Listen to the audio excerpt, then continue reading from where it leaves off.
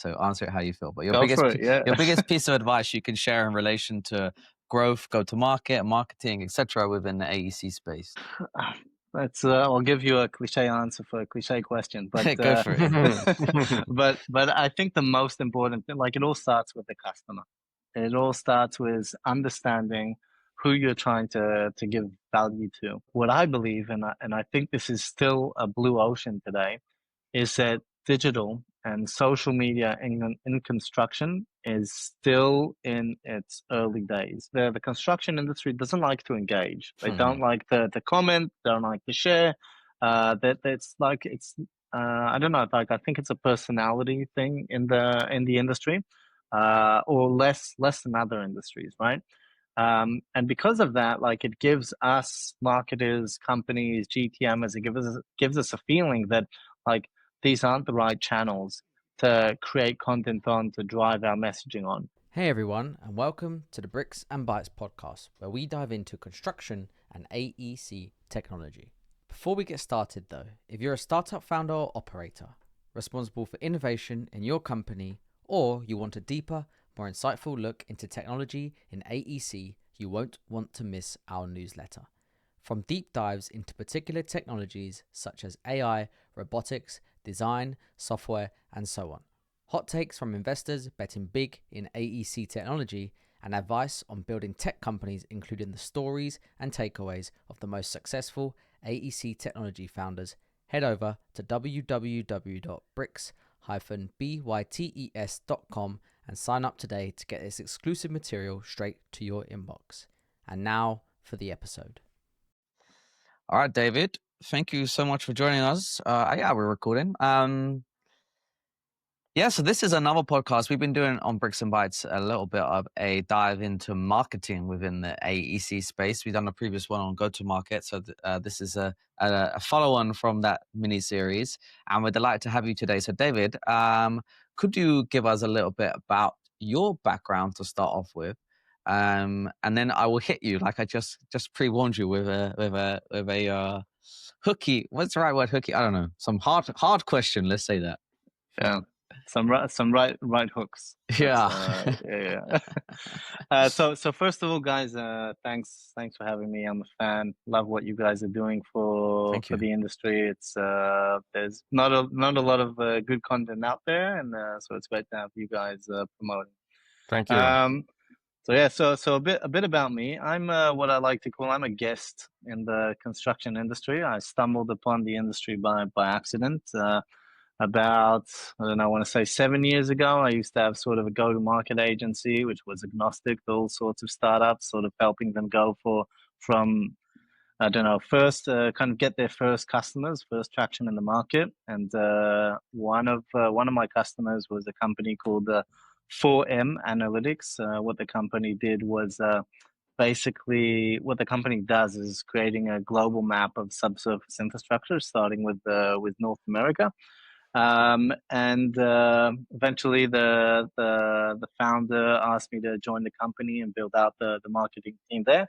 And that's where I sort of first needed to take a deep dive into the construction industry. And I think it's one of the most fascinating industries out there when you compare it to, I don't want to say boring stuff, but sort of cyber, cloud, infra, like all the sort of tech buzzwords that we hear a lot. Like construction is like we see the impact of it in the real world. So I got hooked, so to speak, and I really fell in love with the industry. I did about 4 years with the company, with 4M, helping them go from not a lot of customers to a lot of customers, not a lot of ARR to a lot of ARR. And that's what we did. And recently, about I'm gonna say 4 or 5 months ago, I left the company and wanted to go on my own journey. And since then, I've been doing a lot of consulting for construction tech startups and helping them with their go-to-market journeys. And so I've been able to sort of see a lot of what's been going on in the industry. So nice. that's in short That's short good. background. That's good. It's concise. Yeah. All right. Yeah. So with that, could you tell us people what the what's like as you're doing a lot of consulting, you've seen a lot. Can you tell us your biggest? I don't. This is a bit of it's a cliche question, right? So answer it how you feel. But Go for it. Yeah. your biggest piece of advice you can share in relation to growth, go to market, marketing, etc. within the AEC space. And also include what's the Yeah. difference between go-to-market and marketing. Well, I think like I think go to market is sort of everything customer facing, right? Like it's all sort of our market facing interactions that we have. So that's sales, that's marketing, that's customer success. You have RevOps to kind of pull all the data points from all these functions together and give sort of a transparency into the go to market machine. And I'd say those sometimes people would consider like product teams also part of the go to market team. But I'd say like for me, go to market is how do we get the market on board with our company's mission? How do we make them a part of what we're doing? And basically give them value, right? How do we make sure that the value that we're creating as a company finds itself in the hands of the industry? And to do that, marketing I think is a core function in that journey. But I'd say that what we're seeing in today's world is a lot of sort of hybrid teams. Like we're seeing teams that are sort of a combination of sales, marketing, biz dev, customer success that sort of have all these functions on the same team opposed to kind of silos of a silo of marketing and a silo of customer success and a silo of sales, and they sort of work in different spheres. And I think we're seeing less and less of that.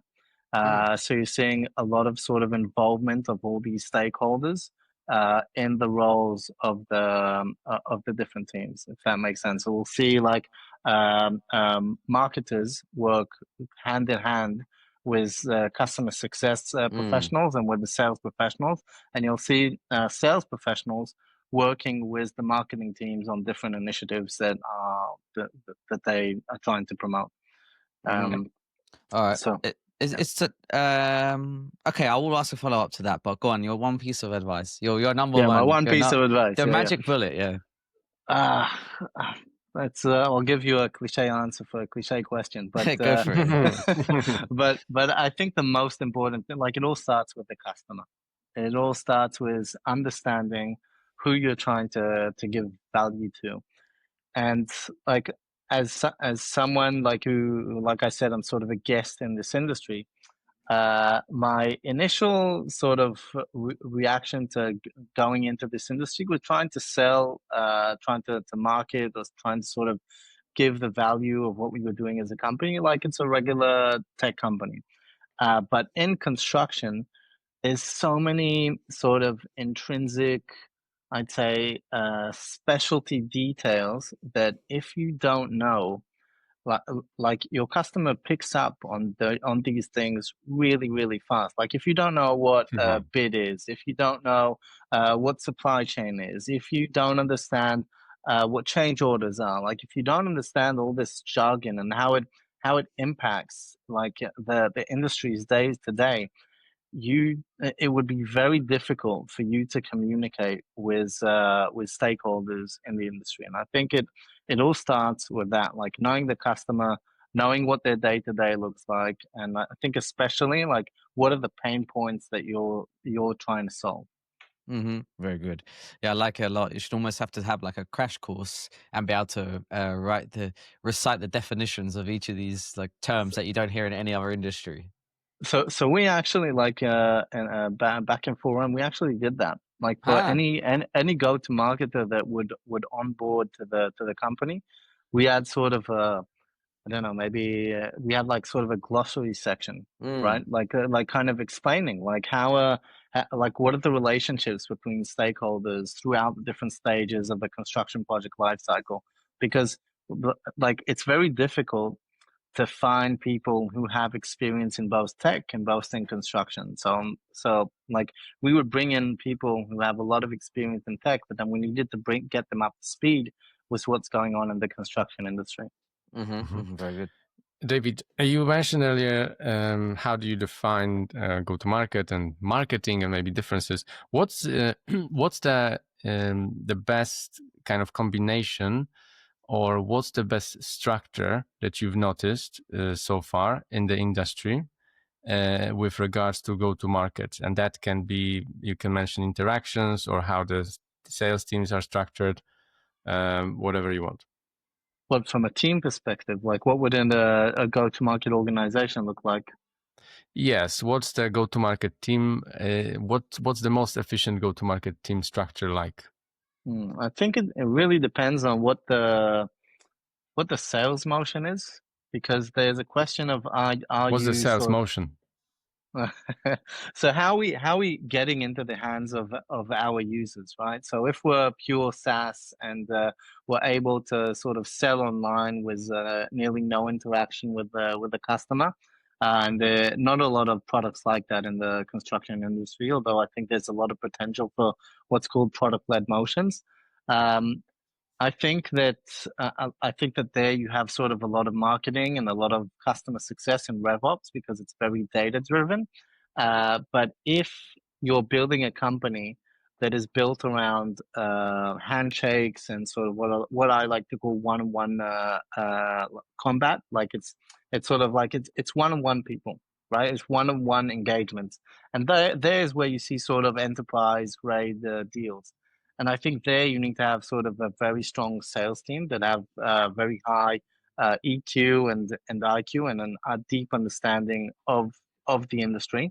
So you'd probably have a more sales heavy organization, if that makes sense. And then you'd have sort of a marketing and customer success professional to sort of support that main effort of sales. So I think it really depends on what type of company you're trying to build and how you're trying to get into the hands of your customers.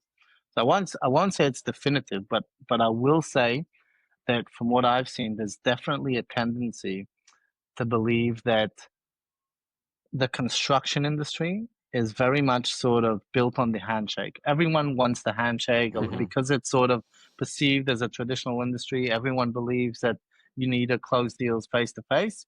I'd argue that I think that what has happened in other industries that people want to buy online with as less friction as possible is also possible in the construction industry. But I think that people are like scared of change. Like people are scared of doing something different that is sort of not what the benchmark is, right? Welcome to construction. Scarcity, scared to change. Exactly. So I think that like we're seeing sort of and this is sort of I think a general challenge that startups have, because they're like startups come with all this sort of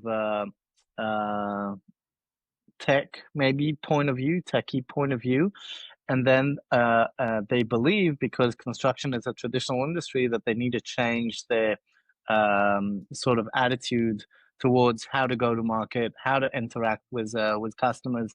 And I think that to some degree that's true, but I think it's more on the understanding of the industry more than anything else. But I think that people in 2025 and the Western world and not in the Western world, they use phones, they use the internet. It's like, think of it today, like when you want to buy a pair of Nike shoes, like are you going to the shop and asking the salesperson there, like, tell me about these shoes, or are you reading about those shoes online and then going to the store and saying, this is what I want? 100%. If you're even going to the store and not buying online. No, I almost find it like offensive if you go to a shoe shop and buy shoes without knowing what you want to buy, or even just buying online. No? And I think like this is sort of buying behavior in 2025, and I think that we need to be minded to it, and we need to cater to it, that this is how people want to buy. I think that startups find it difficult to sort of try and do this in the construction industry because it's sort of deviating from what's common and what sort of the more how do I say this? The more sort of legacy execs in the industry are sort of recommending. But if you'd ask me, like when I've seen these experiments happen, I think they work really, really well. Good. Do you have any go-to-market / marketing strategies that can avoid those handshakes? Help avoid those handshakes? Well, first of all, Or I maybe think that you come across any product that you've seen someone selling that sells well because they apply XYZ or XYZ, which probably contributes to avoiding the handshakes. yeah, no. To be honest, no company that comes to mind off the bat. But I will say that, like, I don't want our audience to hear this and say, oh, like, avoid Yeah. personal one-on-one interactions, Well, because you I think already said fundamentally it's a handshake business, right? you have to start by getting to know your ideal customer profile. You have to start by going to these conferences, these events, by just listening to what people are saying, what jargon they're using, like how people are talking, and I think that after you have a lot of those personal interactions, then what I like to say as a marketer is you start to sort of wrap your hand around a path to message market fit, right? Because what we want to do as marketers and as GTMers, we want to be able to communicate to our ICP, to our industry, in the language that they want to use. And the only way to do that is by interacting face to face in the industry all the time, 24/7. And by the way, this is a tip to anyone that's not a salesperson: is the fact that you're not the one that's selling doesn't mean that you shouldn't be interacting with your customers all the time. Like, if you're a marketer and you're creating messaging frameworks and you're creating content for a specific industry, you better have spent some degree of time talking, listening to that ICP that you're trying to sell to. Because if you don't do that, you're going to be communicating with words that just won't resonate. Yeah. Right. And for example, like, if you're selling to steel erectors, right, and you're using a term like the steel erection team as opposed to the steel erection crew or gang, Yeah. right? The Good point. industry Pick is it up. gonna pick up. And like, I think one funny incident that we had at the beginning of with 4M is we covered our website. Well, I'll start the story from a different point. I got on a call with a customer, and we were talking about our value and what we do and yada yada yada. And then the customer, and this is a senior civil engineer, like an exec, and he says to me, David, I don't understand, what is this owl all over your website? Owl, owl, owl, owl. I'm like, what are you talking about? So during the call, like, when I'm on the call with him, I go to our website. I know what you're going to say. And my website is covered with AI. And he's like, who's Al? I've just been down the pub yeah. with Al. And this is pre-chat GPT. This was, I think, 2021, I think, if I'm not mistaken. And that's when I sort of, and this is a smart person, right? This is an engineer. This isn't like, this is an exec, but sort of his instinct wasn't to read it as the tech buzzword that we're trying to sell to VCs. So that's when we sort of I kind of went back to the team. I said, guys, we need to review everything. Like, we need to, like, all the tech jargon, the big data, the analytics, like, we need to reframe all of this. And that's what we did. So this is not to sort of diss on the industry, to say, like, these people don't understand technology. It's just to say that, like, like, just using technology buzzwords doesn't resonate with their pain points, day-to-day pain points, right? And I think I heard one guy saying, and this was just like not on a sales call or anything like that. The guy was sort of complaining about construction tech companies, and saying that there's so many tech construction tech companies out there that are just building apps that don't have value. And it was saying, David, I can't just throw an app at all my problems and they'll just like it will just solve them. It doesn't work like that. Like I need companies that instead of just giving me a dashboard, they need to actually give me value. And like I'll give an example. Like there's a lot of tracking software in the industry, but the challenge is that like the way that a lot of the people in the industry work today is that the way they track stuff is either with pen and paper or with an Excel, and then someone comes along and tries to sell them a tracking software that they also need to input the same information that they're putting into the pen and paper or to the Excel. So the superintendent or the PM says, why? Like I'm inputting information into both these platforms. I don't understand what the benefit is for each one of these, right? Like where does this save me time? So I think we're seeing a lot of sort of software and apps like that are nice to have, and maybe like they solve a problem for a specific company, for a specific challenge that company is having. But the question is, like when you're building a company and you wanna distribute across the entire industry, right? Like, are you really solving an industry pain point as opposed to a specific GC pain point? Yeah, That makes sense. to your point on the language stuff, I think people, by nature, we are tribal creatures. So if you have this outsider coming in and they're using all this different jargon, telling you that this is how you should fix your problems, it's never going to work well. And to your earlier point, David, that's where it comes down to truly understanding the customer, which is not news to anyone really that should listen to this podcast. But it's always good to be reminded of these basic principles.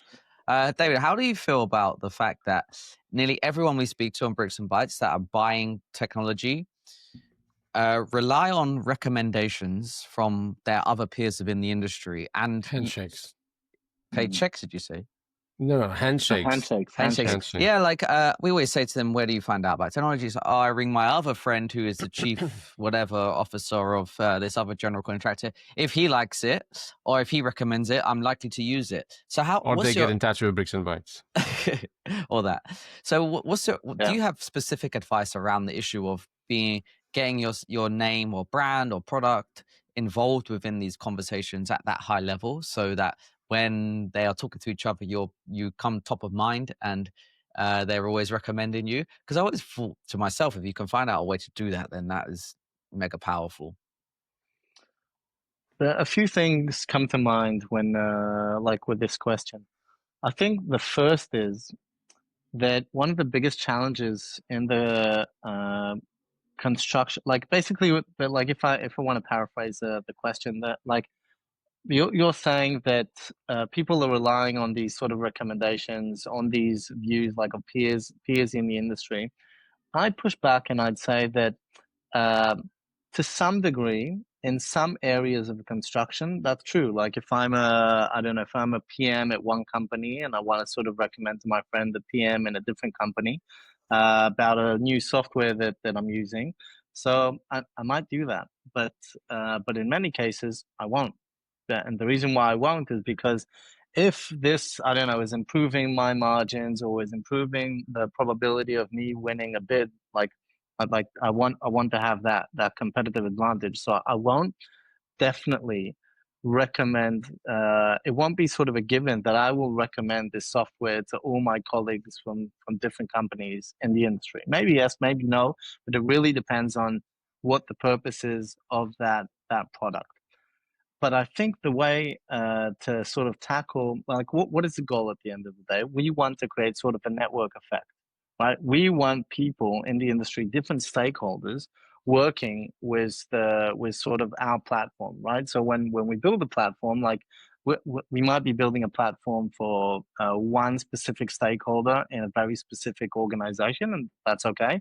But the question is like, how do we get other people from other organizations to use our platform and also collaborate on it? So the question is, how do we create those network effects? And I think in construction, it really depends on what I like to call sort of the single source of truth, right? So because one of the challenges in construction is that each stakeholder in the different stages of the construction project lifecycle has a different perception of where the project is from a point of planned versus actual, right? So if you ask the GC where the project stands, he'll say one thing. If you ask the subcontractor like where the project is, they'll say maybe something a bit different. And like they'll always try and like it's very difficult for everyone to agree on where what the stage of the project is in this plan.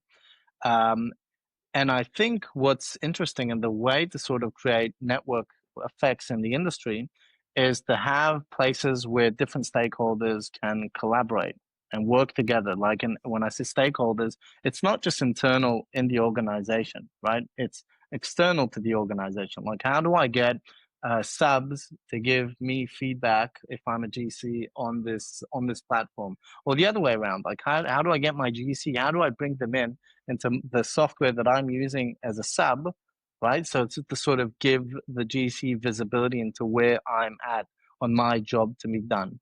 And I think that is the sort of the successful way that I've seen what companies doing and a way to sort of create a network effect, getting other stakeholders from the industry aware, right? At least aware of the fact that my product exists. Yeah, nice.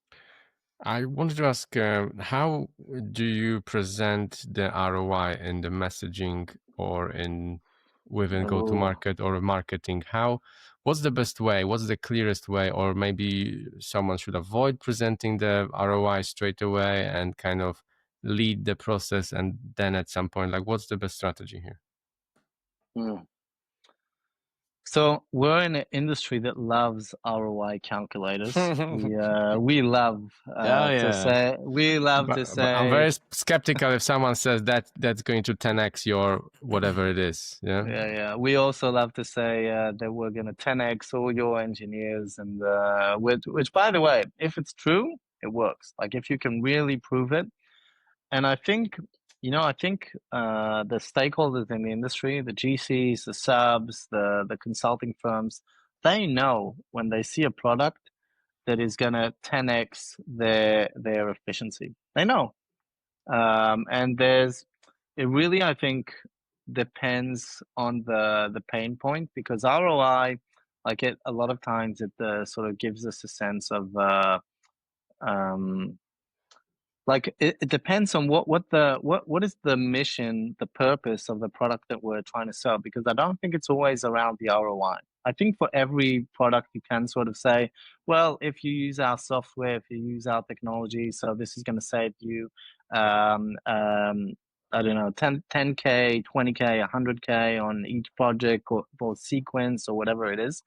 But some softwares are to help you win more bids, right? Some softwares are for safety. And like, well, how do you put a price tag on safety, right? Is it on the insurance? So I think it's very easy to tell an ROI story in our industry. And I think that because it's so easy, I think that the industry has sort of built some sort of tolerance, not tolerance, like some sort of, I don't know, like they don't take it as serious. Skepticism. Skepticism is probably a better word. They developed some sort of skepticism to these ROI calculators.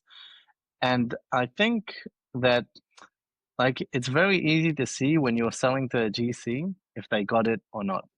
Like if they need it, right? And this goes back to what we said before, that like there's so many apps, right? There's so many softwares and technologies and IoT devices, and like there's really a question of like what is the real value, and these organizations, they know when they see real value. So I think ROI calculators are great, like they really are, but if there's no real value behind it that like is really solving like a key pain point in the company, an ROI calculator is not what's going to make the difference.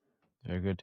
Can we talk about maybe some channels for marketing within construction? So we maybe already touched on the fact that it's very in person, but what's your views, David, on things like events and billboards? One, and then two, I love Yeah, this question. we'll go to the other some other mediums perhaps after the traditional stuff. Yeah.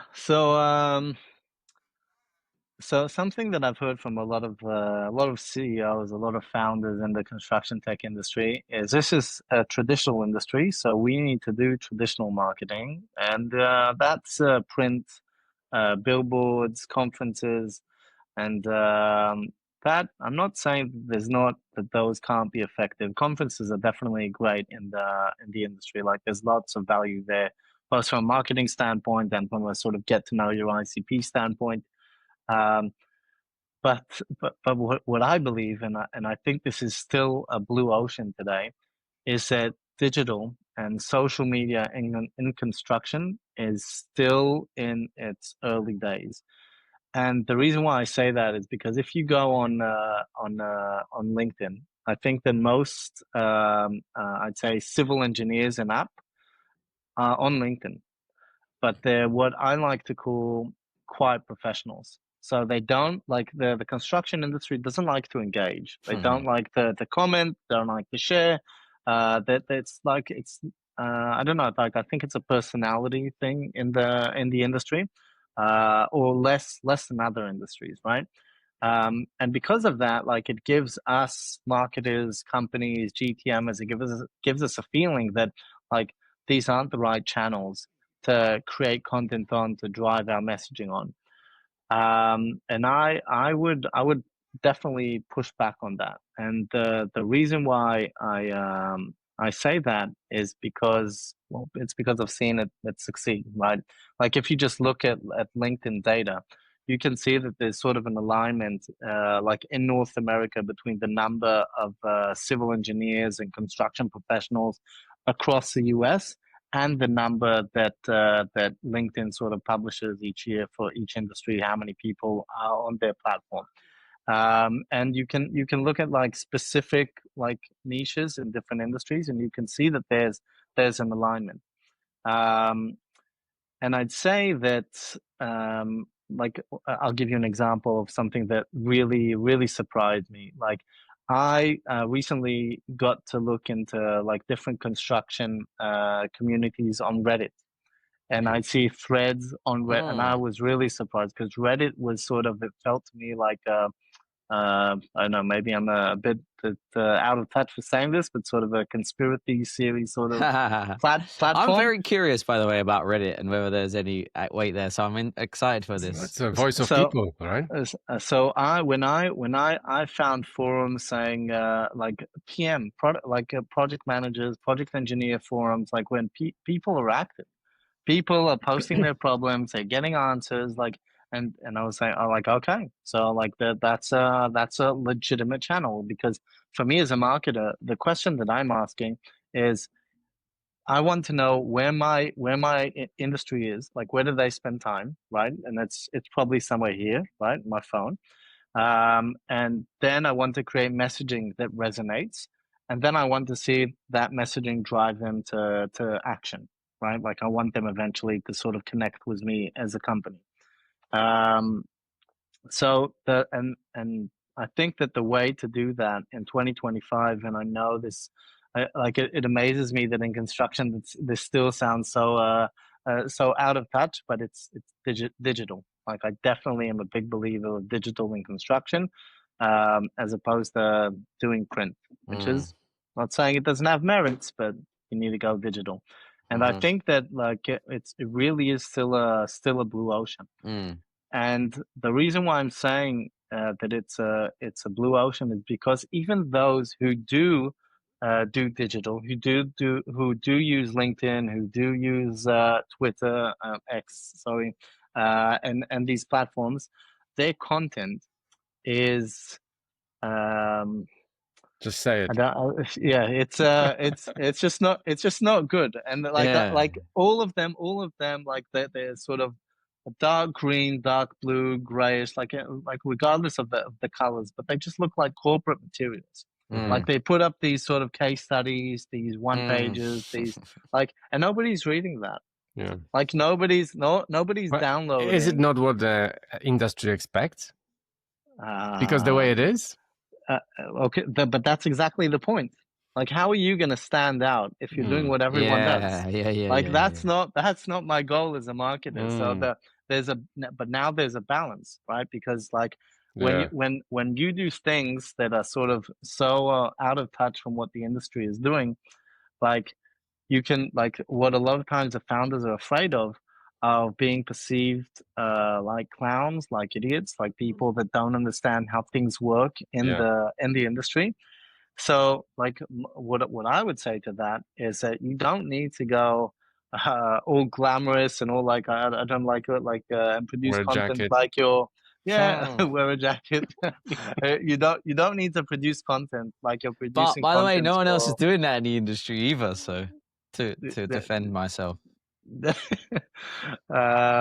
So I think there's a question is how do you sort of do things that resonate with the industry, but sorry, that are sort of that stand out from what the industry is doing, but still the industry would resonate with. And I'll give you an example, right? And this some of the CEOs that I worked with, like this is a micro tactic, but I got a lot of pushback on is just using memes on LinkedIn. I know people right? do it. Yeah. And it's like, and you see like the stuff that Matt is doing, and you see the stuff that Jerry is doing, and like that, and like, and these guys are killing it. These guys are killing it, and the reason why they're killing it is because they're standing out. They're standing out. And they're standing out because first of all they're creating a type of content that nobody else is creating, right? They're not writing an essay about how to I don't know, maximize ROI. Yeah, exactly. Like they're not doing that. They're making fun of pain points. Yeah. Right. And the greatest thing about the construction industry is that the people in the industry are no BS type of people. Yeah. Right. So, and the craziest thing is that industry marketers think that they need to create BS content to market to the no BS type of people. I love that. Yeah. Do you know what I mean? Yeah. So and like it's like because imagine like you see this PM or the super like and you meet them on site, right? And you give them this sort of I don't know, like 10 pages. 10 pages essay on I don't know what type of like. Do you see them reading that over like 7 a.m. like with their first like beginning of the day cup of coffee? Do you think they're gonna read that? They want a meme, like, man. They want a meme. They want to scroll on their phone with a cup of coffee, and they want to see a meme that's gonna start their day off with a smile. And that, by the way, that's what builds trust. When you see content, a company producing content that shows your ICP that you understand them, that you understand their challenges, that they will believe in what you're doing. And I think that's what, by the way, generally speaking, a lot of companies get wrong, not just in construction, but you need to first create content that shows that you understand the pain points of your ICP. After that, they'll see the content, they'll engage with that content, and eventually they'll ask themselves, who is it? Like, what's this company that's sharing? Like, what do they do? And then they'll go to your landing page, and then they'll go to your website or your company LinkedIn page, and that's where they'll get the pitch. Right? Yeah. Go on. Sorry.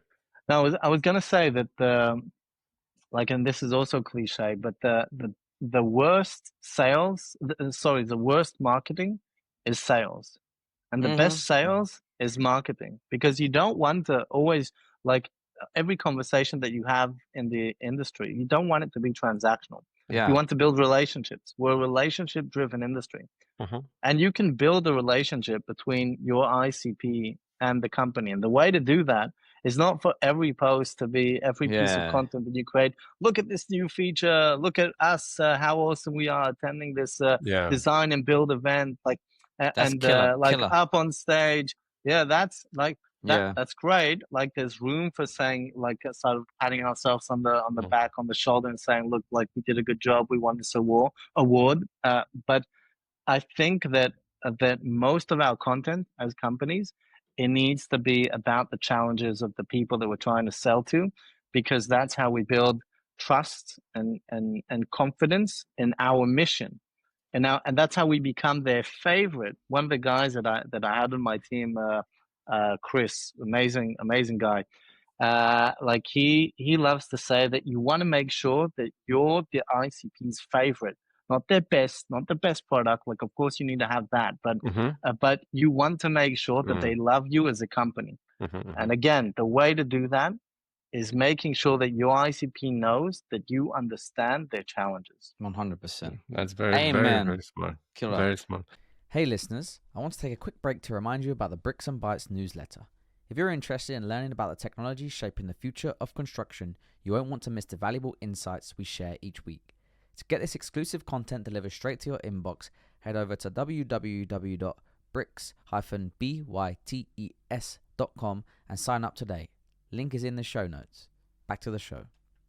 I wanted to ask, and maybe you can educate me on this. So, let's say someone is doing these great memes or showing the pain points in a funny way, and there's lots of traffic, lots of traction, like you said, people get on the landing page.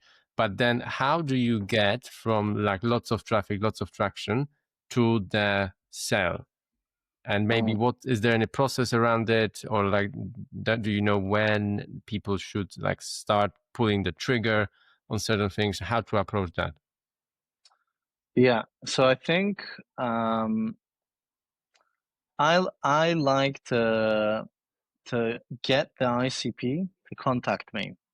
I'm a big believer in inbounds as opposed to outbound. Of course, there's room for outbound, and of course, there's specific accounts that you want to really build a personal connection with from day one. But when you're looking at how do I get in front of the masses? Like if there are across the US 100,000 professionals, right? You're not going to be reaching out to 100,000 people. Right? Like that's not going to happen. So the question is, how do you again, how do you build a relationship with all of them at scale? Right? And that's what marketing does. Right? That's what marketing enables. So the way I see it is like there's the different stages here, right? There's the first thing you need to do is to build awareness, like to make sure that people know of your company, right? And that, like you can do paid ads, like to do that and target specific accounts, and there's like we can go into the micro tactics of that, but awareness over time, right? If you have message market fit, your messaging sort of it clicks, right? That builds trust. When you have those two together, eventually what you'll start to see is demand. You'll start to see people reaching out, your ICP reaching out to your company and saying, "Hey, I want to learn more." And sometimes that, like in those one-on-one conversations, you're going to figure out, like, is this person ready to buy today or in 3 months time? Like, 'cause now industry, like I think there's a lot of element to where are you in the project life cycle? Are you selling, by the way, to the project or to the organization? Like, where does my value as a startup come in on the construction timeline? So, and for my job as a marketer is to make sure that when the right time comes on the ICP side, I'm the first company that they think of. So the question is, how do I build awareness and trust over time, over periods of 12, 24, 36 months? So when we reach the right moment in the project, in the organization to take on this new technology that will solve this specific challenge, will be the first in mind. Yeah. This is a great, so to always be top of mind. And I think one very effective way that I've seen started to grow to do this would be through founder-led marketing. So people with very strong personal brands on LinkedIn who post a lot. Because Big you start, believer. like even me, I'm not buying the product, but I start to like this person because nearly every day I'm reading, I'm like, I'm actually buying into your journey now. So I guess Exactly. as a buyer, when the Exactly. time comes and he comes to me and says, "Hey Owen, like I'm now ready to sell to you," I'm going to be like, "Yeah, man, let's talk about it. I like you a lot already." And then I'm going to be taking it from there. Mine, why are you laughing? I'm just completely different on this angle. I can see. I need to see the ROI. I might like you, but it needs Of course, to you still really have to do show. some work to like close the sale, right? You're not going to just buy it because you like them, but you're at least going to get on a call with them and like entertain what they have to say, and it'll probably But I break want down to a few say barriers. I think that what sort of you're describing different stages in the journey, because Owen, what you're describing is you're already in the demand phase with some of these people. Whilst Martin, he knows of these people, but he hasn't consumed enough of their content, or he hasn't got enough buy-in, right, to say like, okay, like I not only know of this person, but I also believe in what they're saying and the value that they're giving me. Probably, right? probably also a little bit of my I Eastern got you off European the hook there, skepticism. Martin. No, I think Martin, to your point, yeah, if it was someone that you like or you follow generally, and then they release a product, you're probably more likely to buy it. I mean, as you know, I can be the biggest fan of people when I see the value. And the example is the latest. I don't want to brag about it. This latest super series we've done. Yeah, so yeah, I can be a fan. David, anything else on this point? I just wanted I to. think that I think maybe it's good to talk about, David, when we spoke about leaky funnel, leaky bucket when it Leaky comes to bucket. marketing funnels. Like, if you could explain that concept. Yeah. So there's like you said, like there's a customer journey, right? From awareness, like from when they first hear about us until they sort of like they start to buy our value, right? They become a paying customer, and like the customer that goes through different stages in that journey. So we said like start from awareness, and there's trust, and there's demand, and then there's like a relationship building element, like and different stages of that. Like, so we get on a first meeting, we do a demo, then like we have a second meeting with like more execs from the team, and then like the third stage is like, okay, so we send out a proposal. Fourth stage is like, okay, so we get like a sort of a verbal yes, like that we wanna buy, and then sort of the fifth stage is like, okay, like now we sign the deal, we sign the contract, like, and we sort of give them the value, right?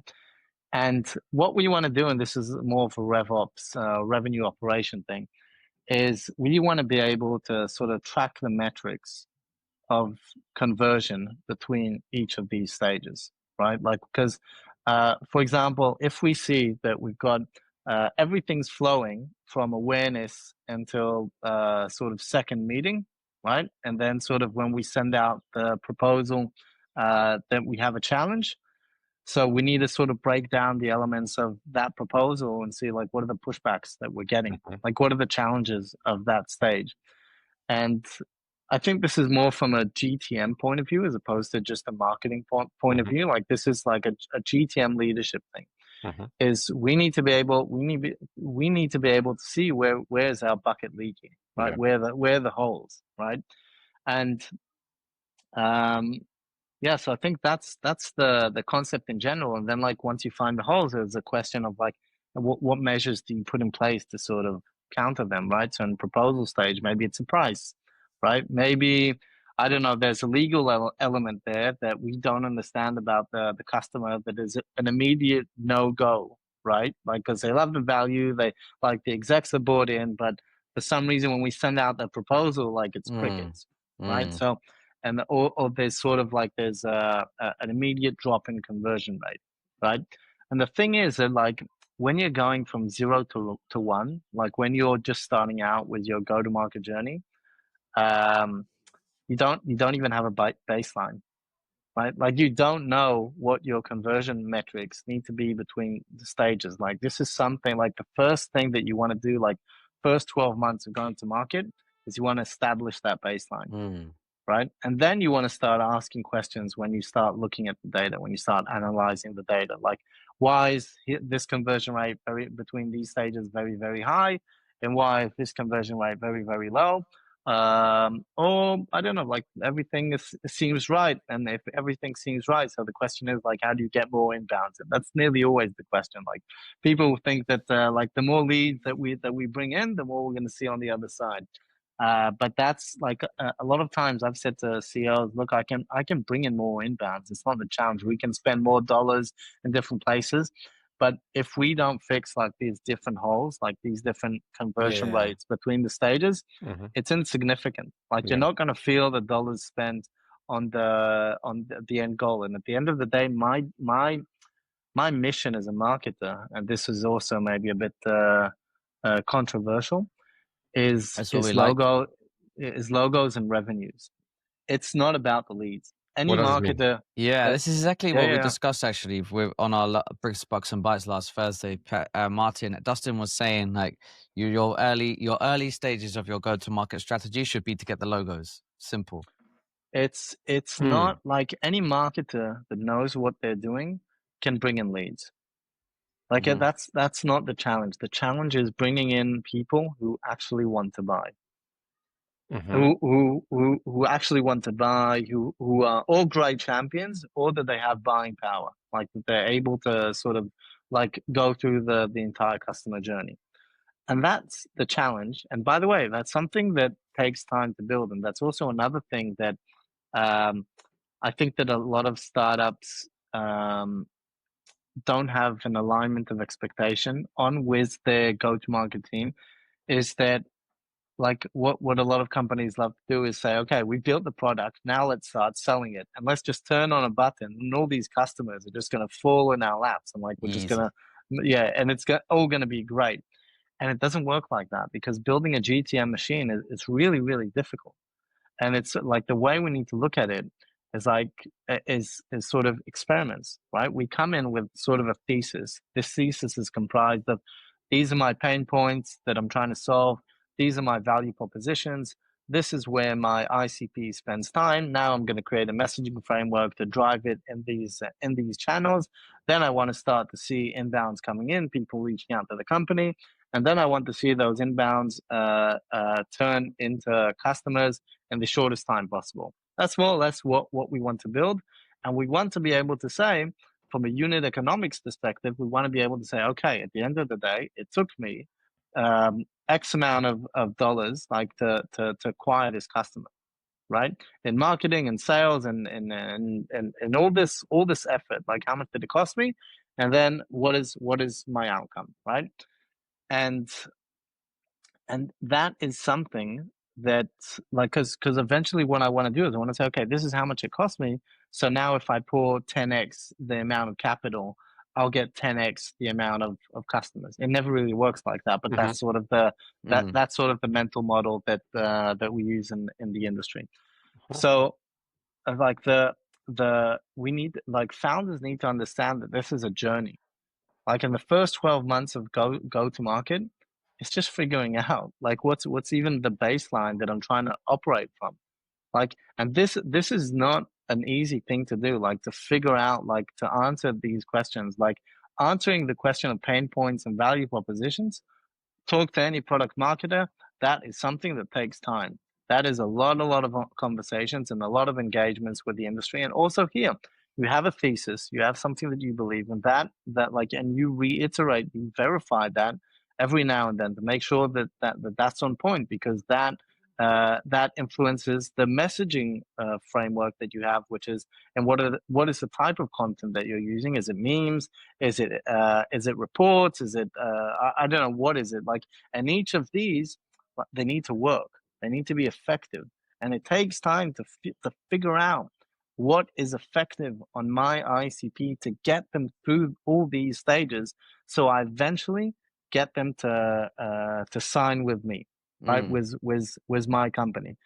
And I think, like, going back to the point which I started with, I think that a lot of marketers sort of I don't know, sort of remove the responsibility of closing the deal from themselves. They like say, like, I just brought in 200 Sounds like leads. Like, marketing. Yeah. yeah, so like here I did my work. Like I'm up. Like I got Dude, I got 300,000 views on my LinkedIn post. yeah, exactly. And then the sales team was like, I didn't close anything this quarter. It's like, so, and like we see a lot of time these misalignments between what the goal is on the GTM team. And I think that marketers need to sort of respect the fact that at the end of the day, we're serving a purpose of doing business, right? Yeah. We need to, It's not a silo department. yeah, it's not like we're not here to I don't know, have a great brand book and great colors and great, I don't know, like ROI great creative. calculations. That I don't know, like we can argue about that one, but but I'm saying, like, it's I think the marketers need to understand that at the end of the day, they serve a purpose of making sure that the industry is able to do business with us, with our company. And we have a responsibility at the end of the day to say, like, here, like at the end of the quarter, when we look at all the deals closed, right, or our pipeline as a company, we want to be able to say as marketers, like, these are, I don't know, 50% of the accounts in pipeline, or that we've closed one. They came without us reaching out to them. They came to us, not we went to them. Right? And that, I think, is eventually what you want to happen, is you want to have a lot more inbound, right, deals coming in than you want to have outbound, because outbound is less Costly. scalable. That, yeah, it's costly and it's less scalable than inbound. And ask any sales rep, like, what's their favorite job in the world. I promise you, Prospecting, baby. it's not not cold outbound. calling. Yeah. It's not cold calling. Okay, so if you give them quality inbounds, right, they'll, from people that they want to buy, they're gonna love you. Yeah. They're Nice. gonna love you, and they're gonna fight for those inbounds amongst themselves. Good. Yeah. David, I want to touch on a very important thing, which is recruitment. When CEO needs to hire professional, I'm talking professional marketer, I'm not talking about someone who just graduated. How do they know, and also how do they recruit a great marketer?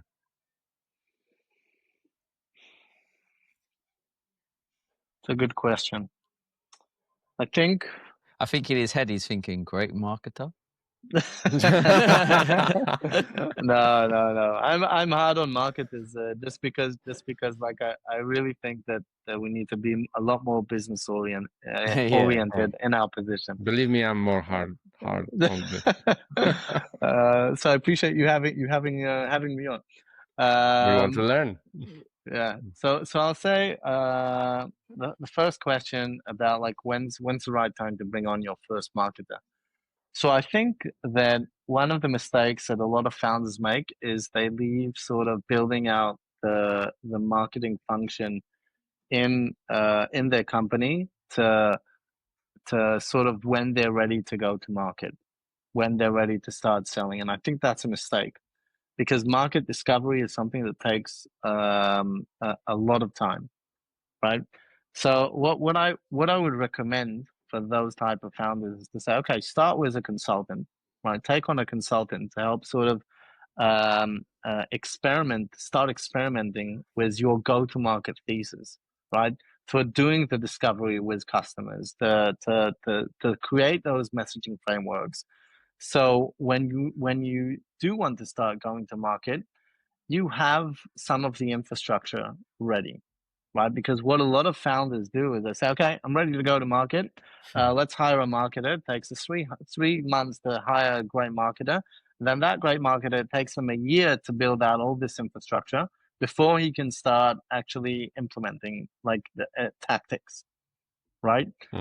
And always the expectations is in venture businesses is we want results tomorrow, right? So we have 30, 60, 90-day plans, right? And in 90 days, like, we want to be swimming in cash, right? So but easy. It's just, it's so easy. Yeah. And it doesn't work like that. So I think, like, founders need to think about, how do I build out marketing fundamentals very, very early, like even while I'm still building my product.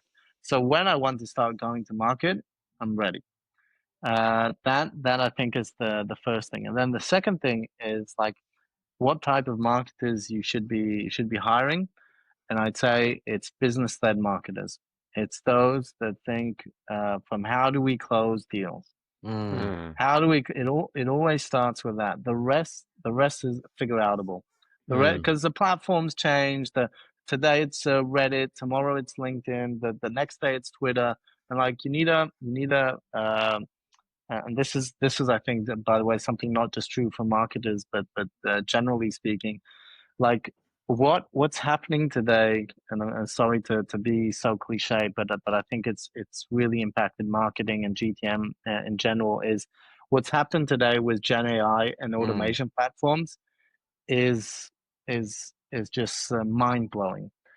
Because like what I used to do with a team of 7 in 4M, I have now got bots and sort of automation systems that I've put together that I can do as sort of a consultant, right? That the output of these systems, of these bots, of this Gen AI stuff is the same output of that team of 7.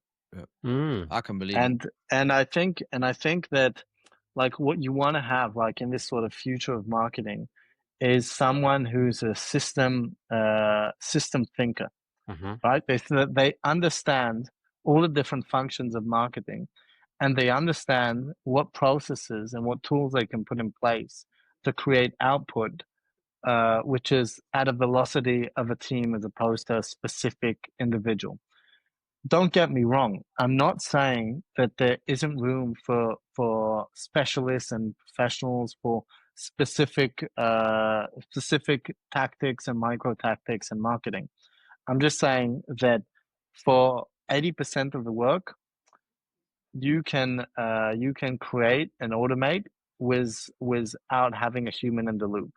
And for the last 20%, if you're a great sort of well-rounded marketer, you can sort of fill that gap. And if you can't, okay, so bring on like a contractor, a consultant for that specific avenue. But today you don't need from day one a team of 5, 6, 7 people to sort of hit the ground running with marketing. Like David, there's a lot you can do as a one person show. Could you give some like cool use cases perhaps of AI and how it's helping in marketing? Yes, maybe some tools that you can mention. Like you mentioned that this you can replace team of 7 by using these few tools. No, that's not what you said, but share some tools. So I'll tell you like stuff that I'm doing, right? So I have a team of agents, right, for a company that I work with. One agent is a product marketer. One agent is a social media manager.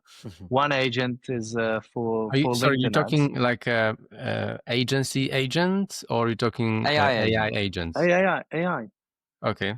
AI, and I connect these agents to tasks using platforms like Airtable and Make, right? So basically, what I do is I have a simple table on a simple sheet on Airtable, and let's say like this is like the dumbest sort of a way, like a dumbest example, right? But I have a social media agent, right? That I've given guidelines, right, based on the feedback that I'm getting from the industry, based on the comments, based on conversations with my customer, and I update these sort of insights always, like on sort of a continual basis. But this agent, right, every month is able to sort of produce this content based on a plan that I've given them. Like for each day has a different type of content, whether it's a meme, whether it's a story, and they're able to produce all this stuff, right? And I used to have a full-time team member doing this.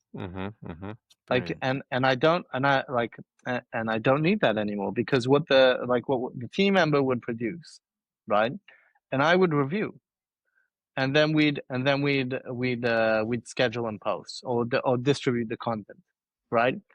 And today, like I in any case I review, right? But I don't need that person that's actually creating the content. Yeah, dumb question. Right? Do you buy an agent? Do you create an agent, or how does the agent become to exist? Well, I think it depends, right? Because there's like, for example, like there's a platform that I can't remember what they're called. They're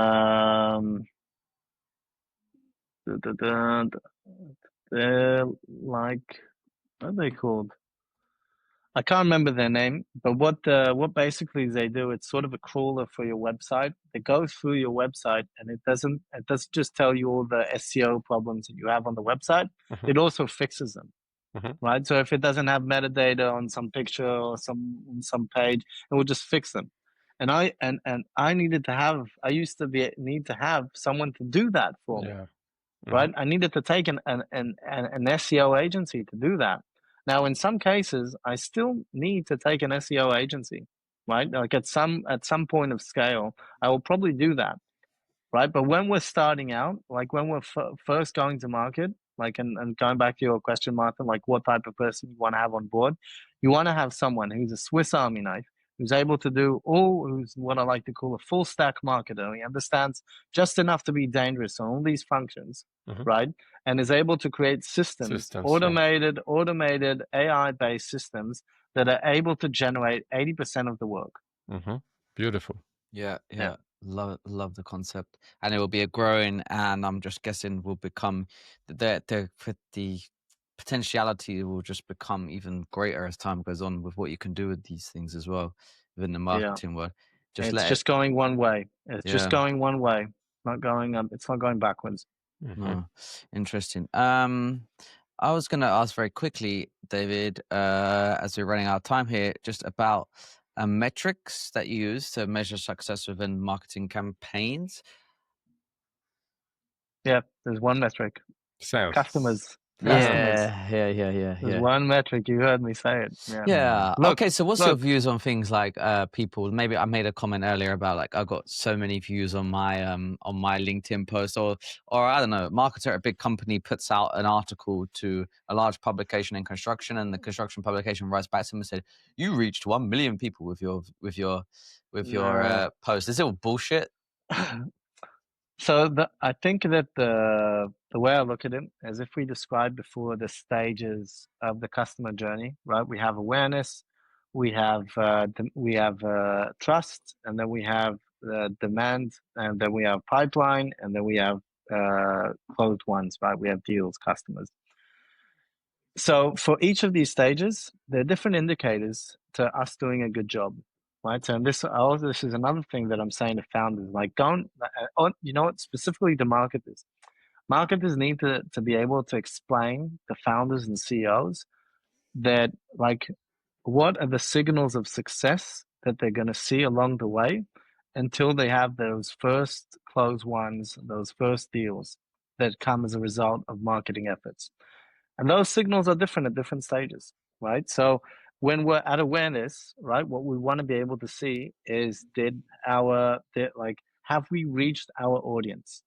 Like, are we in front of our audience? Like on LinkedIn, I can see a breakdown of industry, of seniority, of like all these stuff to give me an indication of am I reaching my audience? Like if for example, like one of these customers that I was working with, like 70% of their followers on LinkedIn weren't from construction, right? So they had a lot of followers, but they're not relevant.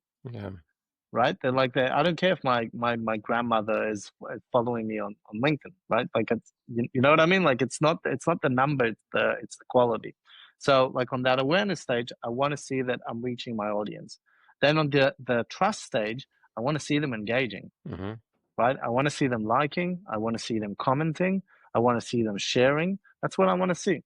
And that by the way, those memes are a good way of doing that, because you're gonna suddenly see that they're sharing it amongst friends, that they're making their own insightful comments on the content that you're creating, and that's a great signal that you're beginning to build trust with your ICP, with your audience. Mm-hmm. That trust over time, and that changes in the industry, but that trust eventually turns into inbounds, into demand, right? Into people reaching out to us as a company and saying, "Hey, we want to learn more," Mhm. right? Beautiful. Those, and then from there, like once you establish a relationship, right? That's already a place where you want to see like the conversion rates between the different stages of like, okay, first meeting, second meeting, contract, like verbal yes, like, and you like the health metrics, so to speak, those indicators. right? That we're doing a good job, right? So I don't know, like if they brought in an exec, right, to the second meeting, it's a good sign, right? If they're already thinking about a project that they want to associate your value with that project, or with a specific line item with your value, that's a good sign, right? They're already starting to solve, and they're already starting to show sort of buy-in into your value. So I think it's a lot about, it's not about the views, it's not about the likes, it's about what they signal to us in this journey. Very good. Okay, David, thank you very much for your wisdom. Tell us where people can find out more about you, and how can you help them? So just LinkedIn, David Horesh Check out my on LinkedIn. memes. Yeah, check out my memes. Yeah. So, but really reach out about anything. I'd love to help. Always open to helping companies, startups in the industry specifically. I have a soft spot for construction. So, yeah. Love to hear it. David, thanks for sharing your wisdom, and we'll see you soon. Thanks for having me, guys. This was great. Really appreciate it.